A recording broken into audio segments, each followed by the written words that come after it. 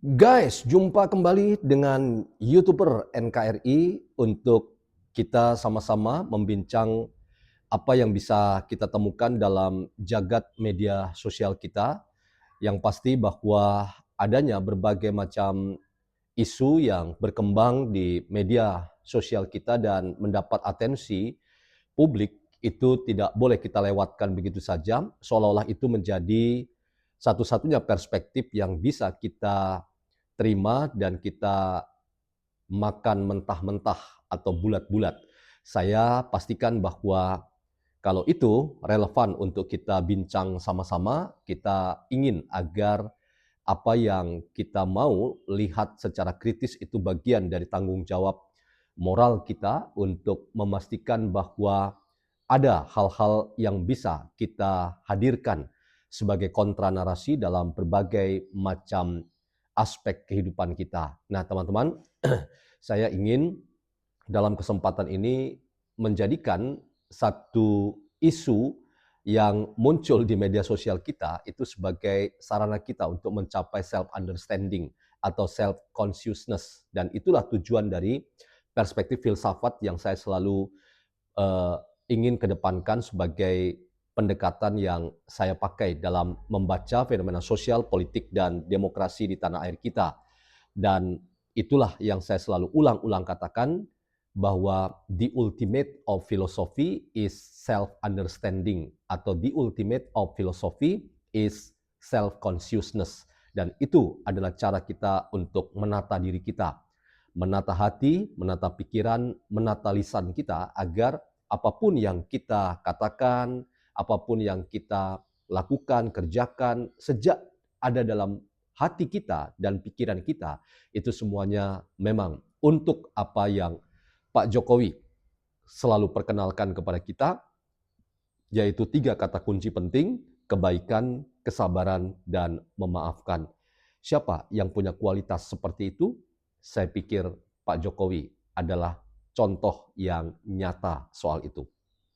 Teman-teman, kali ini saya ingin mengajak kita membincang satu postingan yang saya temukan di akun TikTok DJ.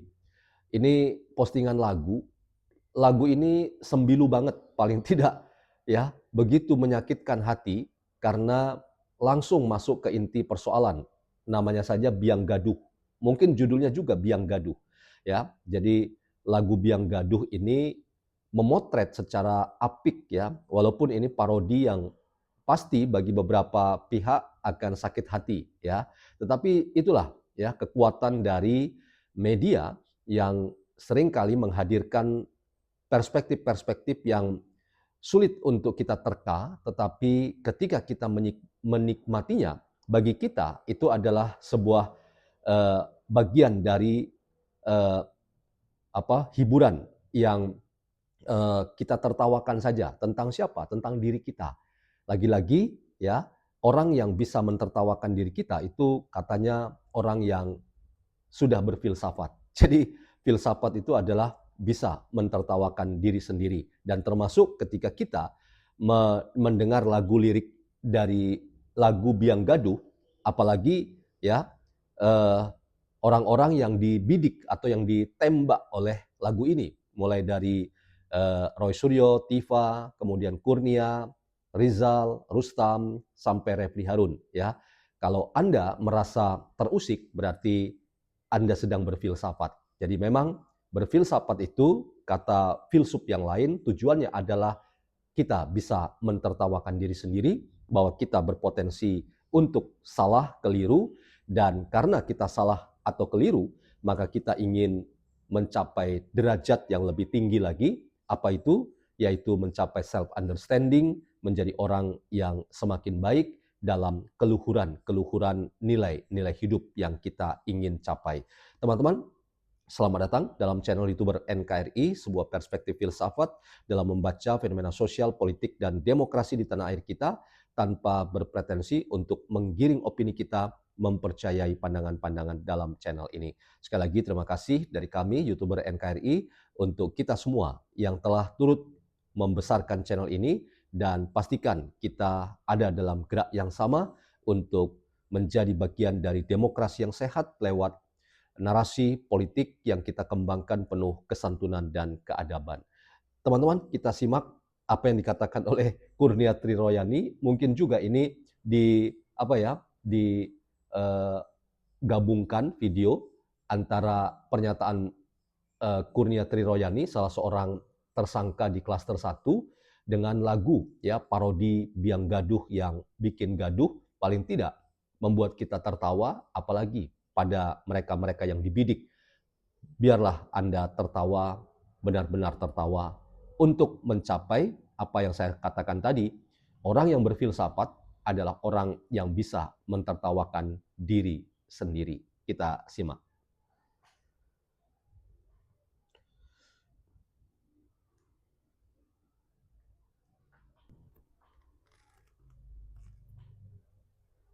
Sampaikan pertama kali ya, karena terus terang itu sangat menghina lagu tersebut.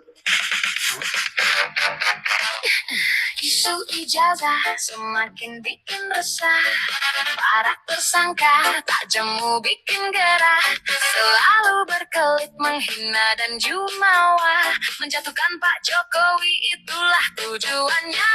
Tifa Roy Panci, Kurnia Refli, Fadila Meri, kalian biang gaduh di negeri kami. Raja provokator mundur perlahan, minta S3 tak berani disidangkan, jadi tersangka utama Rismon kewalahan, jaminan tak di penjara hanyalah kebohongan. Rismon buka suara, aib mereka terkuat, ada bohir transfer biaya, ada skandal Reflektiva, Abraham Zaman tamat, Yusuf kalah, Syafri Samsudin malu-maluin, Sadidu Dungu geng Makassar nyasar, Sudirman Said Koit, Jenderal Kumis nangis, Basir Banteng Beleng, tukang fitnah jatuh ke tanah.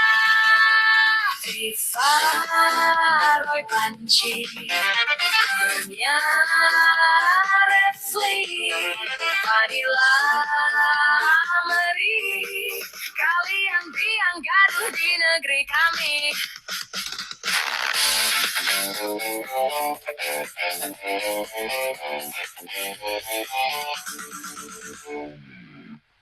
Saya mau sampaikan pertama kali ya, karena terus terang itu sangat menghina lagu tersebut.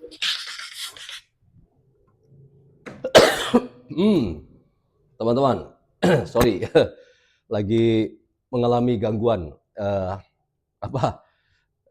suara ya. Nah, saya ingin mulai dari analisis terhadap lagu itu ya. Saya sampai tersedak dan terbatuk ya dengar lagu itu yang benar-benar sembilu ya. Sembilu itu artinya sangat ya memilukan dan membuat kita jadi sadar bahwa dalam rangka kita menjadi pribadi yang lebih baik, menjadi figur, tokoh yang lebih baik, memang terkadang kita harus menerima kritik yang datang dari siapapun, termasuk kritik-kritik yang datang dari mereka-mereka yang berseberangan politik dengan kita. Lagu ini tentu saja sama dengan logikanya Roy dan kawan-kawannya, tidak salah. Sama dengan logikanya Tifa. Lagu ini tidak salah. Ya, dia diciptakan tentu dari sebuah suasana kebatinan yang ingin memberikan gambaran tentang apa yang terjadi pada hari-hari ini. Sekalipun saya merasa mungkin ada hak cipta yang saya tunjukkan secara ya nyata ya vulgar mengutip lagu itu dan isinya saya putarkan untuk teman-teman. Tetapi saya merasa bahwa lagu itu mewakili kita semua ya, bahwa ada biang-biang gaduh dalam hidup berdemokrasi kita yang saya selalu katakan secara konsisten bahwa demokrasi itu ya adalah aturan main yang kita sudah sepakati bersama Dan ini kita anggap sebagai aturan main yang menolong kita untuk memastikan perbedaan itu bisa dikelola dengan baik. Dan perbedaan itu bukan malah atau justru untuk menegaskan perbedaan sebagai sarana untuk kita semakin menjauh seorang akan yang lain.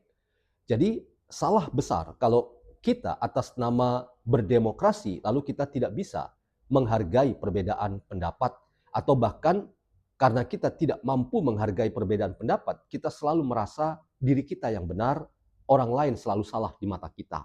Nah, inilah yang saya selalu katakan sebagai pengkhianatan terhadap demokrasi. Ketika apa? Ketika berbagai macam kenyataan sebagai model dari demokrasi itu justru diterjemahkan oleh orang-orang tertentu sebagai kontestasi yang tidak sehat.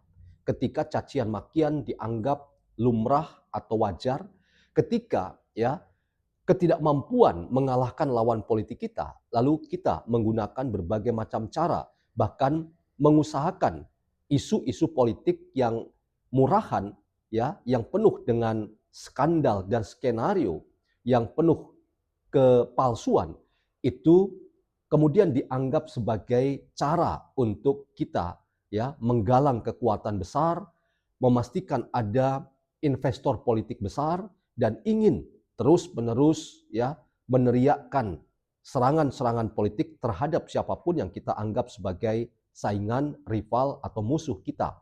Dan karena itu, teman-teman, kita disadarkan paling tidak oleh lagu ini, dan itu memberikan gambaran kepada kita tentang apa sebetulnya situasi yang sedang terjadi dalam konteks berpolitik dan berdemokrasi kita. Ketika ada orang-orang tertentu yang mencoba-coba untuk menangguk keuntungan atau mencari kesempatan untuk mendapatkan keuntungan politik. Dan keuntungan politik itu adalah keuntungan politik yang sangat kasar dan penuh dengan cacian makian, bahkan begitu vulgar mempertontonkan kekuasaan yang hendak digapai dengan menghalalkan semua cara. Ini yang saya katakan sebagai cara-cara kotor dan cara-cara yang tidak bisa kita indahkan sebagai bagian dari demokrasi yang kita pilih, tetapi demokrasi yang kita pilih tentu saja dengan cara-cara yang baik, yang elegan, yang terhormat, dan tidak justru mematikan demokrasi sebagai pilihan yang sadar yang kita telah pilih sebagai bangsa dan negara untuk mengatur perbedaan-perbedaan yang ada itu sebagai apa yang saya selalu katakan, demokrasi yang deliberatif. Artinya demokrasi di mana perbedaan apapun itu layak didengar dan tidak boleh atas nama kekuatan mayoritas atau kepentingan politik tertentu yang sudah misalnya berkelindan dengan kepentingan ekonomi memaksakan dirinya untuk memenangkan kontestasi, bahkan dengan cara-cara yang sangat gaduh dan sangat arogan, bahkan sangat kasar dan penuh dengan intimidasi yang lagi-lagi nilai-nilai kemanusiaan yang luhur mulia itu dipertaruhkan dalam konteks itu. Jadi teman-teman, parodi lagu ini menolong kita untuk menempatkan siapa yang menggunakan demokrasi secara santun dan beradab, dan siapa yang menggunakan demokrasi dengan cara-cara yang kasar dan lagi-lagi tidak berkeadaban. Dan tentu saja penulis lirik lagu ini, dan lagu ini kemudian ditayangkan di kanal-kanal media sosial kita, pasti punya kalkulasi dan punya hitung-hitung atau punya pencermatan dan analisis yang tentu saja mewakili dirinya sendiri, yang punya argumentasi mengapa ia sampai menuliskan lagu dan membidik orang-orang tertentu yang ia katakan itu adalah cerminan, gambaran dari orang-orang yang punya maksud tertentu, punya skenario tertentu dalam membuat gaduh perpolitikan di tanah air kita. Nah, ini saya sekali lagi katakan teman-teman, sebagai bagian dari filsafat media yang kita hendak selalu jadikan ini sebagai perspektif untuk memberikan analisis kita terhadap fenomena sosial dan kultural di masyarakat kita yang tersaji di media sosial, maka saya ingin katakan bahwa mendengar lagu ini itu membuat kita ya harusnya sampai kepada diri kita ya, siapakah kita sesungguhnya, siapakah kita sebenarnya. Karena lagu-lagu ini adalah cerminan kritik sosial. Sebagaimana kita selalu melihat adanya gambaran-gambaran yang dibuat misalnya oleh Lukas Luarso, misalnya tentang trilema dari eh, trilema seorang Rizwan Sianipar. Ada gambar di situ ya yang dipertontonkan secara vulgar. Demikian juga Roy Suryo menggunakan wayang dengan drama yang ia bikin dan ia narasikan. Demikian juga dengan kaos yang juga sering Roy Suryo tunjukkan kepada kita. Nah, kalau Anda misalnya secara sepihak marah kepada pencipta lagu ini atau memberikan tanggapan terhadap lagu ini secara berlebihan, maka saya ingin katakan apa bedanya dengan mereka-mereka yang saya sebutkan tadi, bahwa mereka juga punya tanggung jawab sosial dan karena itu mereka ingin menunjukkan kritik sosial kepada kita. Dan Anda tahu yang disasar itu misalnya Pak Jokowi santai-santai saja, biasa-biasa saja. Ya, Pak Jokowi misalnya yang sering digambar oleh Roy Suryo atau bahkan dinarasikan oleh Roy Suryo dengan wayang-wayang yang ia bawa dalam setiap media. Ia hadir untuk memberikan pendapat-pendapatnya. Buat Pak Jokowi semuanya itu biasa-biasa saja, santai ditanggapi. Dan justru itulah kekuatan media, teman-teman. Ketika yang dibidik atau yang disasar itu santai atau menanggapi dengan jenaka dan cerdas dan tidak reaktif, maka justru ya kritik yang kita sampaikan itu justru memberikan keuntungan kepada kita. Dalam arti memberi keuntungan kepada tokoh yang disasar, tokoh yang dibidik, tokoh yang dikritik. Untuk apa? Mendapat ruang aktualisasi yang jauh lebih besar, yang jauh lebih dahsyat lagi untuk ia menjadi tokoh yang semakin besar. Dan itulah Pak Jokowi. Ketika kita lihat ya, ada banyak tokoh publik datang ke kediaman Pak Jokowi, termasuk terakhir datangnya ya duta besar Iran ke kediaman Pak Jokowi dan sekaligus meminta Pak Jokowi memberikan atensi perhatian terhadap konflik di Timur Tengah. Dan saya merasa bahwa Pak Jokowi figur tepat untuk apa? Untuk memainkan diplomasi luar negeri Indonesia. Paling tidak untuk ikut serta menjadi tokoh yang diperhitungkan dalam rangka mendamaikan kekuatan-kekuatan politik yang sedang berperang di kawasan Timur Tengah dan figur Pak Jokowi yang sekali lagi menggunakan politik dengan 3 kata kunci, yaitu kebaikan, kemudian kesabaran dan memaafkan, rasanya sangat tepat. Dan saya sudah menurunkan berita bahwa kalau ada orang yang mendorong Pak Jokowi menjadi Sekretaris Jenderal PBB yang mengurusi perdamaian dunia, maka rasanya tidak ada yang mustahil Pak Jokowi bisa nyatakan dan tunjukkan kualitasnya sebagai Sekretaris Jenderal PBB. Nah, sekali lagi teman-teman kembali ke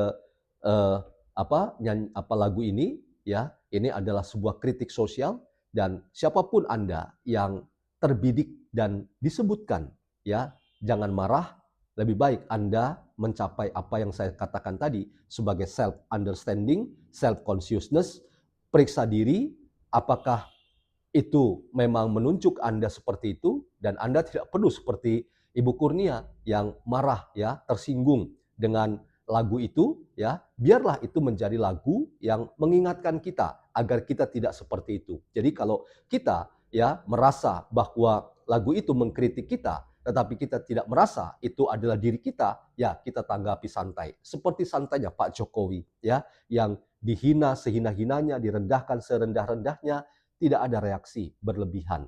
Justru kalau kita bereaksi berlebihan, siapapun Anda yang dibidik dalam lagu ini, Anda justru mempertontonkan sebuah cara ya menanggapi yang reaktif dan justru kekuatan media yang akhirnya akan meninggalkan Anda dan tidak melihat Anda sedang naik kelas menjadi orang yang berada di kelas yang menurut saya makin meningkat, makin baik, dan makin menunjukkan ketokohan Anda. Tetapi kalau Anda marah-marah, ya, Anda kemudian melakukan serangan terhadap siapapun yang membuat lagu ini, ya, lalu kemudian Anda balik menyerang, ya, siapapun yang memposting lagu ini, misalnya Anda sebetulnya orang yang sedang mempertontonkan kegagalan untuk menjadi seorang tokoh yang akan memainkan peran-peran signifikan karena kesempatan sedang diberikan kepada Anda.